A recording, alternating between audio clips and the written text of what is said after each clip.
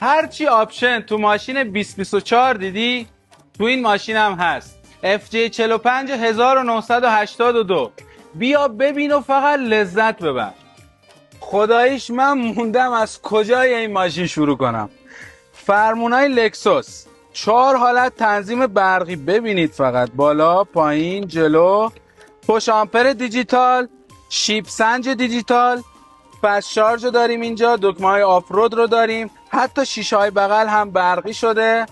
اینجا مانیتور رو داریم، دوربین جلو و عقب رو داریم، آینه الکتروکرومیک، حتی اینجا یه آینه برای راننده و شاگرد داریم که چراغدار، همه از برندهای BMW استفاده شده.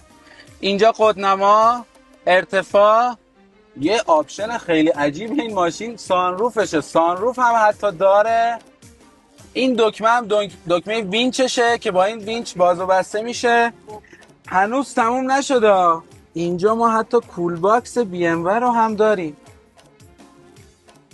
واقعا دیگه چی میخوای؟ هنوز هم تموم نشده. صندلی 16 حالته BMW کوپه، یه کار خارق‌العاده. ماشین فول آپشن، صندلی راحت، جون میده که بری آفرود. بفرستین و برای رفیقات که ماشین جمع میکنن تا بفهمن ماشین جمع کردن یعنی چی.